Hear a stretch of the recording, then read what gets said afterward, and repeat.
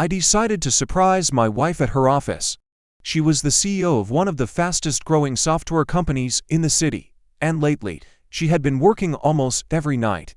Meetings, investor calls, board presentations, there was always something keeping her away from home. That afternoon, I picked up her favorite lunch from a small French restaurant near the river. I even asked them to pack the chocolate dessert she loved. I thought she would be happy to see me. Instead, the moment I walked into the lobby, I saw a silver sign beside the security desk. Authorized personnel and registered guests only. The security guard raised his hand before I could pass the turnstile. Can I help you, sir? I'm here to see Claire Bennett, I said. I'm her husband. The guard stared at me for a second. Then he laughed, not an uncomfortable laugh. Not the kind people make when they think they misheard you. He laughed like I had just told him an obvious joke. Her husband, he repeated. Yes. He leaned slightly closer and lowered his voice. Sir, I see Mrs. Bennett's husband almost every day. My fingers tightened around the paper takeout bag. I'm sorry. There he is now. The guard pointed toward the glass elevators at the other end of the lobby. A man was walking toward us. He looked to be in his early 40s, maybe 10 years younger than me. Tall, athletic, perfectly groomed. He wore a dark navy suit that fit like it had been made directly on his body. A silver watch flashed beneath his cuff as he checked his phone. The security guard smiled at him. Good afternoon, Mr. Bennett. The man looked up. Afternoon, Marcus. Your wife's strategy meeting is still running, the guard said. Probably another 15 or 20 minutes. The man nodded like this was a normal conversation. No problem, I'll wait upstairs. My wife's husband, that was what the guard believed. And judging by the way the man responded, it was what he wanted everyone else to believe too. I stood 3 steps away from him, holding Claire's lunch, while my entire marriage seemed to tilt beneath my feet. The man glanced in my direction, but didn't recognize me. I recognized him. His name was Adrian Cole. Claire's chief operating officer. I had met him twice.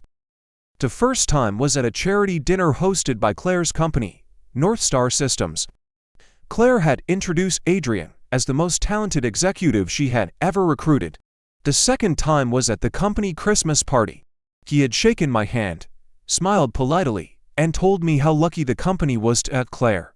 Now, apparently, he was letting the entire building believe he was married to her. Every instinct in my body told me to confront him. I wanted to step in front of the elevator and ask why the security staff called him Mr. Bennett. I wanted to demand that he take me upstairs to Claire. I wanted to make enough noise that every employee in that building would stop and watch. But then, I looked at the security guard. He wasn't confused. He wasn't uncertain. He had spoken casually, as though Adrian being Claire's husband was common knowledge. That meant this wasn't one strange misunderstanding. It was a story that had been repeated enough times for people to accept it as fact. And if I confronted Adrian right there, I would only give Claire time to erase whatever truth was hiding behind it. So I forced my face to relax. You know what? I said, turning back to the guard. I think I've made a mistake. He frowned. A mistake. I'm looking for Northland Consulting. I must have entered the wrong building.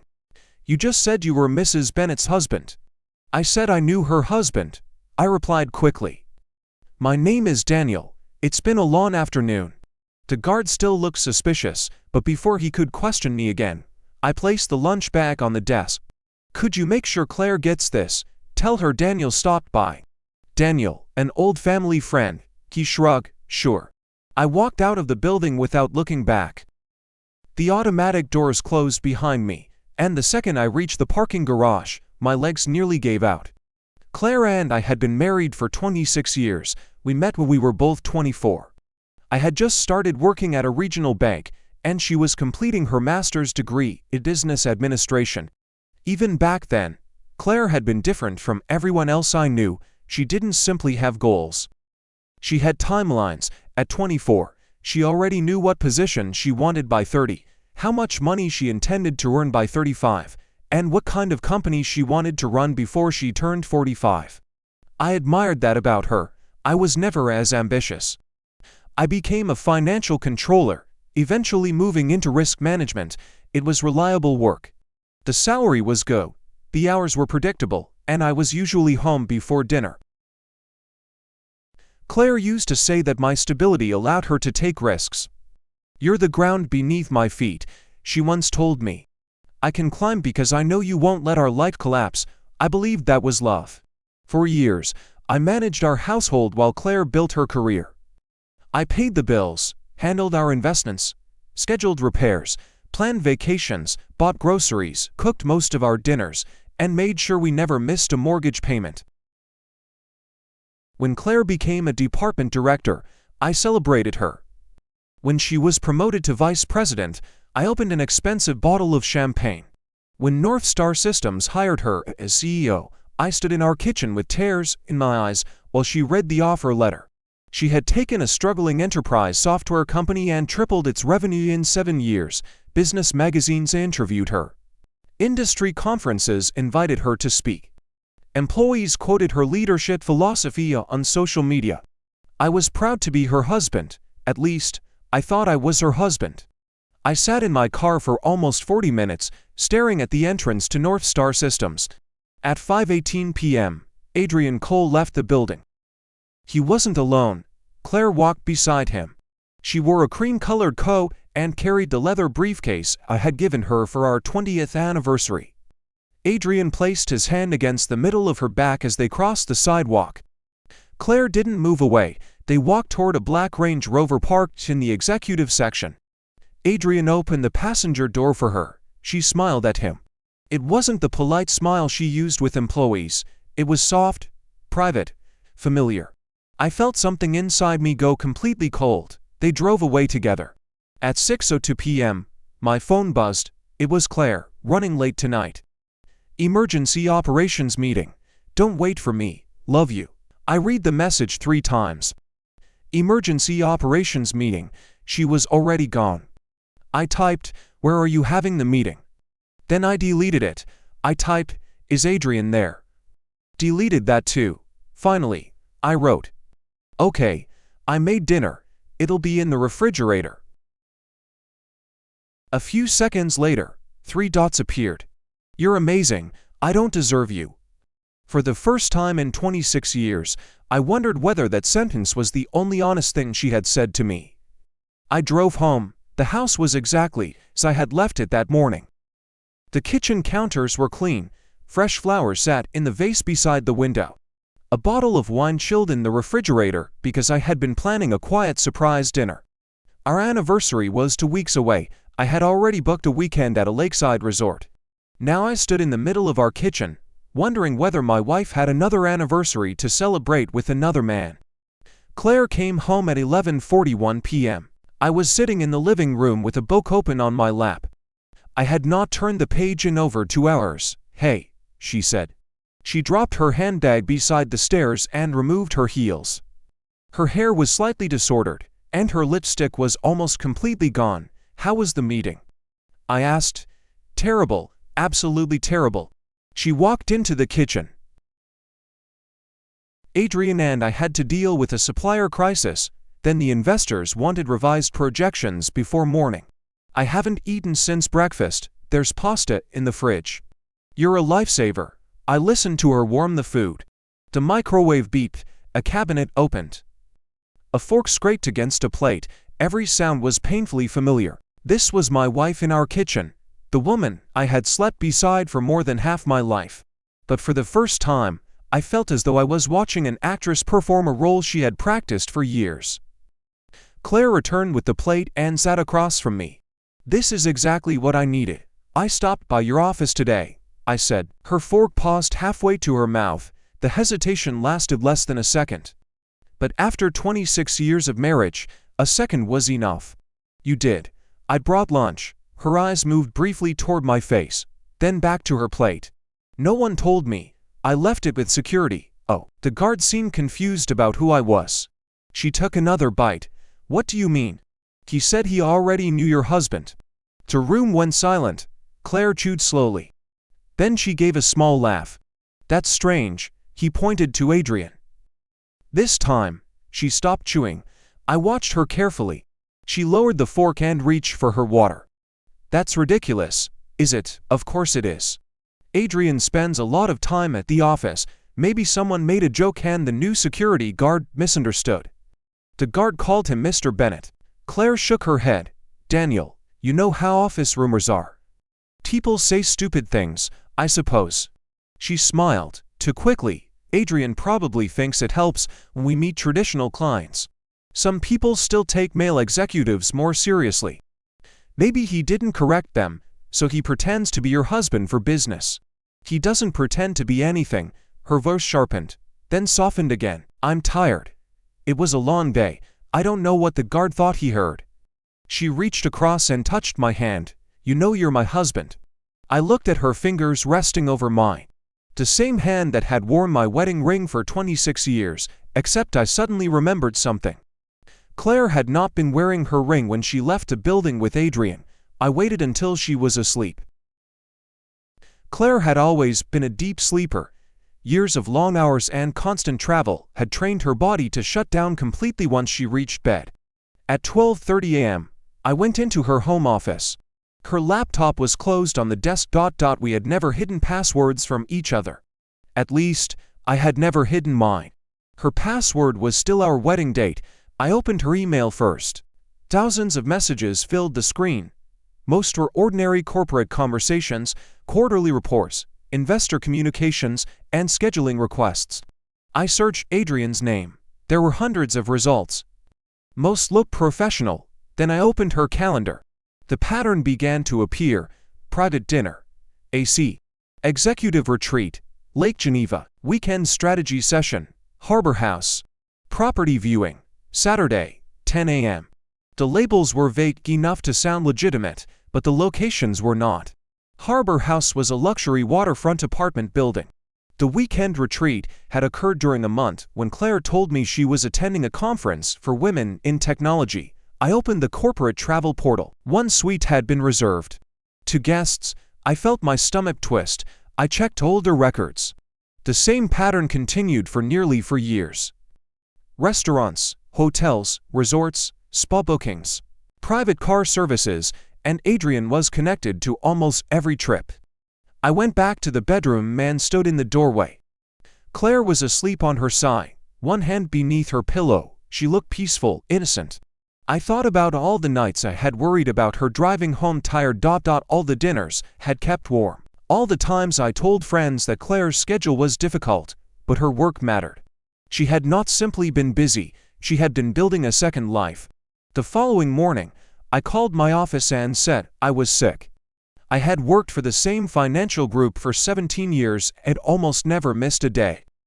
Claire stood beside the bed, already dressed for work. You should rest, she said. She leaned down and kissed my forehead. I'll try to come home early. The performance was flawless. Once she left, I searched the house. I hated myself for doing it, but trust had already become meaningless. In the back of her jewelry drawer, beneath several scarves, I found a small brass key attached to a white plastic tag. Harbor House Unit 1906. I drove there immediately. Harbor House was 32 stories tall, with a marble lobby, private parking, and a doorman wearing white gloves. I entered through the garage behind another resident. Parking space 1906 contained Adrian's black Range Rover. The elevator required a key card, so I waited until a delivery driver entered and followed him inside. The brass key fit the door to Unit 1906. When I opened it, the first thing I noticed was the smell. Claire's perfume, jasmine and sandalwood. The scent she wore only for important dinners. The apartment was not a hotel room or temporary corporate rental. It was a home. Two coats hung beside the entrance. A pair of Claire's reading glasses rested on the kitchen counter. The refrigerator contained her favorite sparkling water. Framed photographs covered a shelf near the window. Claire and Adrian in Paris. Claire and Adrian hiking in Colorado. Claire and Adrian standing on a beach, his arm around her waist. In every photograph, her wedding ring was gone. The bedroom contained both of their clothes. Her dresses hung beside his suits. Her cosmetics covered one side of the bathroom counter. Two robes hung on the back of the door. On the bedside table was a photograph of Claire kissing Adrian beneath a string of lights. Behind it, someone had written, to the life we were always supposed to have. I sat down on the edge of their bed because I thought I might collapse. Then I saw a gray folder inside the open drawer of the dresser. The label read, "Transition Plan," Claire's handwriting. Inside were listings for houses in expensive suburbs. Notes were written beside each property. Good commute for Adrian. Space for entertaining investors. Close to private club. Perfect office for Claire. There were vacation brochures for Greece, Japan, and New Zealand. One page was titled, "Honeymoon Possibilities." Underneath the brochures were copies of communications with divorce attorneys. Claire had consulted for different firms over the previous 2 years. Her notes were organized like a business acquisition. Preferred filing date, February. Target settlement completion, August. Public announcement, after board conference, wedding to Adrian following spring. She had even prepared a strategy for explaining the divorce. Daniel became emotionally distant.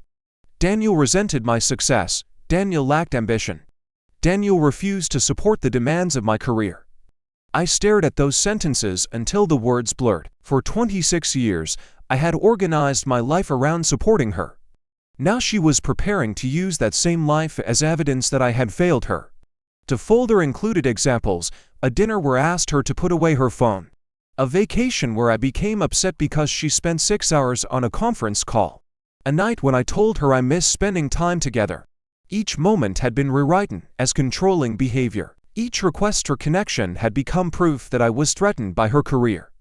The latest page was dated 12 days earlier. It contained a timeline. Move remaining personal items to Harbor House. Separate investment accounts. Reduce Daniel's access to company events.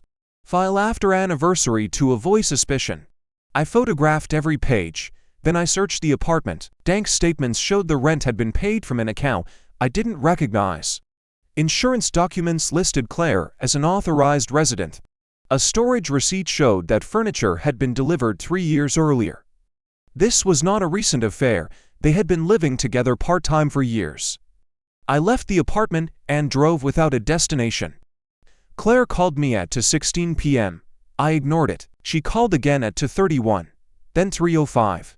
Finally, she sent a message, "Are you okay? I called your office and they said you were sick." I did not answer. At 4:40, another message arrived. "Daniel, please call me. I'm worried." Her concern looked convincing. That was what frightened me most. She had learned to lie without changing her voice. I returned home at 6. Claire arrived 10 minutes later carrying soup and medicine. "I left work early," she said. "You scared me. I went for a drive. You should have told me." She touched my cheek. "You're freezing." I almost laughed. She led me to the sofa, brought me water, and covered my legs with a blanket. Then she sat beside me and asked whether I wanted to watch television. For the next 2 hours, I played the role of her husband while she played the role of my wife. At one point, she rested her head on my shoulder. "Are we okay?" she asked. "Why wouldn't we be? You seem different." "Just tired." She took my hand. "You know I love you." I looked at the woman who had already chosen a honeymoon destination with another man. "I know," I said. She fell asleep shortly after midnight. I did not sleep at all. By morning, grief had turned into focus. I had spent my career studying financial risk. Numbers did not lie as easily as people. Once Claire left for work, I downloaded every statement connected to our marriage. Our combined income was substantial. My salary after taxes was approximately $7,000 a month. Claire deposited around $12,000 into our joint account, although her total compensation was much higher. Our regular expenses came to about $10,000 monthly. Over 4 years, we should have accumulated more than $400,000 in additional savings. We had less than $80,000. I traced the missing money. Harbor House rent, nearly $160,000. Furniture and renovations, $42,000. Luxury travel, more than $60,000. Restaurants, jewelry, wine clubs, and private drivers, another $50,000. Claire had used marital funds to finance her relationship with Adrian. While I compared prices at grocery stores and delayed replacing my 12-year-old car, she was spending our money on another household. That the personal betrayal was only part of what I found. Claire's compensation documents led me into North Star Systems' public filings. Adrian's division had received unusual budget increases for 3 consecutive years. Projects were transferred to his control without standard approval. Executives with more experience had been moved aside. A new chief strategy officer position had been quietly proposed, with responsibilities tailored almost exactly to Adrian's resume. Then, I found board materials Claire had accidentally synchronized to her personal laptop. The proposed corporate succession plan positioned Adrian to take over as CEO if Claire became board chair. Several of the financial assumptions supporting his promotion were misleading. Revenue from other departments had been reassigned to make Adrian's division appear more profitable, costs had been moved elsewhere. Performance bonuses had been authorized using metrics that Claire herself approved. This was more than favoritism. It looked like a coordinated attempt to manipulate company reporting for the benefit of the man she planned to marry. I spent the entire day building a timeline.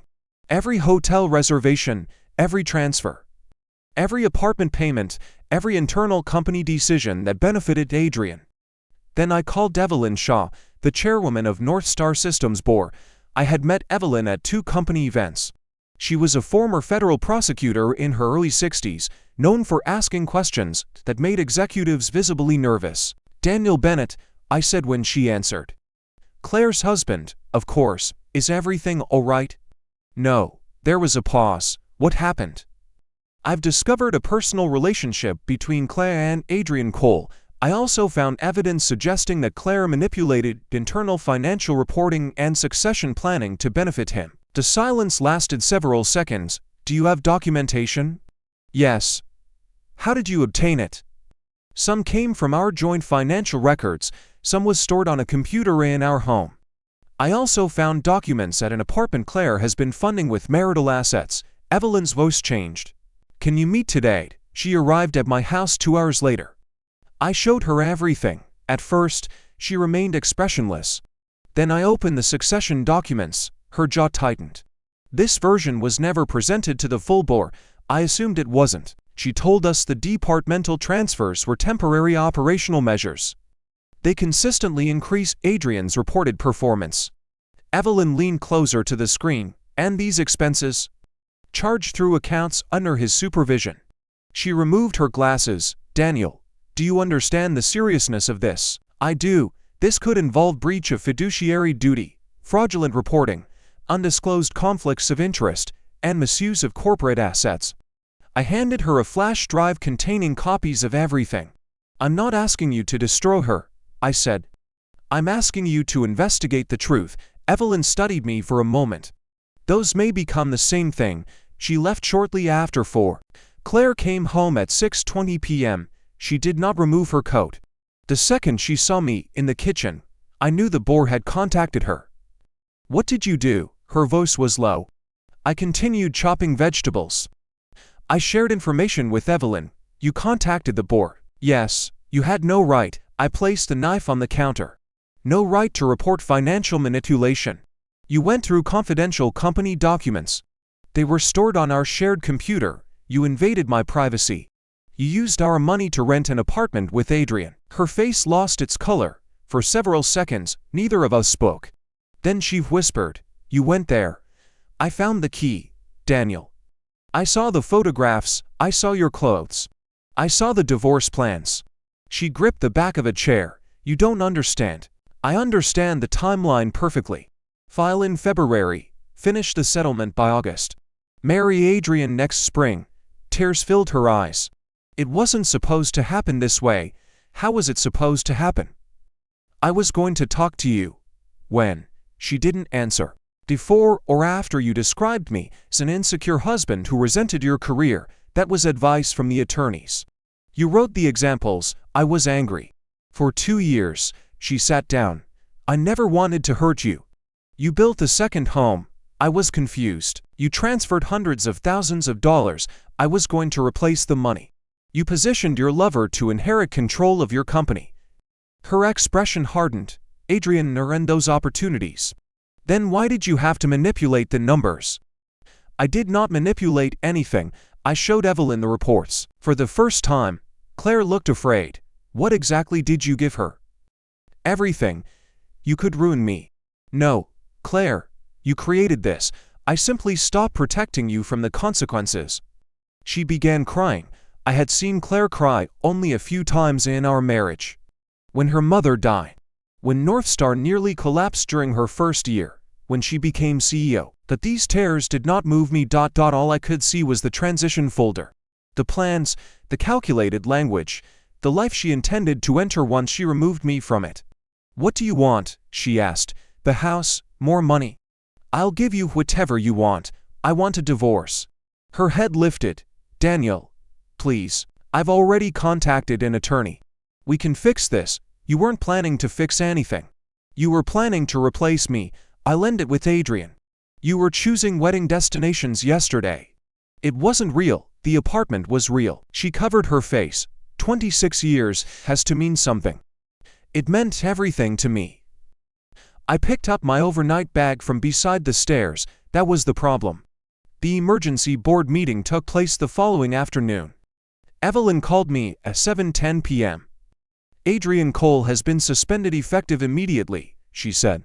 "His access to company systems has been revoked, and Claire placed on administrative leave pending an independent investigation.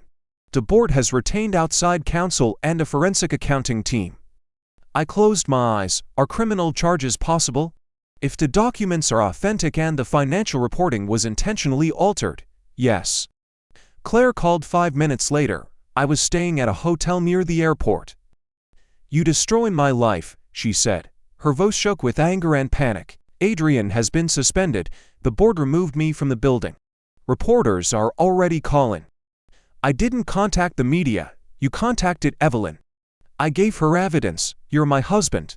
You remembered that too late. Please come home." "No. We need to face this together." I laughed quietly. "You built an entire plan to leave me, and now you want us to face the consequences together." "I made mistakes. A mistake is forgetting an anniversary. You rented an apartment for 4 years. I loved him." The words landed more softly than I expected, maybe because I had already known. "Then you should have left me," I said. "I was afraid." "Of what?" "Losing the house. Losing the company. Losing everything we built. You wanted to keep everything until your replacement life was ready." She began sobbing. "I'm sorry." "No, you're sorry the transition didn't go according to schedule, Daniel. I still love you. You loved the stability I provided. You loved coming home to a clean house. You loved knowing the bills were handled while you traveled with Adrian. You loved having someone protect your reputation. That isn't fair. You were preparing to accuse me of emotional distance while sleeping in another man's apartment." She had no answer. I filed for divorce 3 days later. My attorney, Melissa Grant, had practiced family law for more than 20 years. After reviewing the financial records, she looked at me across her desk. "I rarely see documentation this complete," she said. "The apartment, the transfers, the written divorce strategy. Claire has made this very difficult for herself. I'm not trying to punish her, you may not be, but the court will still examine what happened. She used marital property to support a long-term affair. The company investigation lasted 11 weeks. North Star's auditors confirmed that Claire had directed resources toward Adrian's division without disclosing their relationship. They also determined that performance numbers had been adjusted in ways that increased his compensation and strengthened his position in the succession plan. Adrian was terminated. Claire resigned before the board could formally dismiss her. Her resignation package contained no bonus, no severance, and no continued board role. Several business publications reported that she had stepped down following an internal governance investigation. The same magazines that once celebrated her leadership began analyzing her downfall. Claire blamed me. Adrian blamed Claire. Within 2 months, their relationship ended. According to one of Claire's former colleagues, Adrian believed she had promised to protect his career. Claire believed Adrian would stand beside her after she lost the company. Neither expectation survived reality. Our divorce was finalized 6 months after I entered North Star's lobby. I kept the house, but I sold it the following year.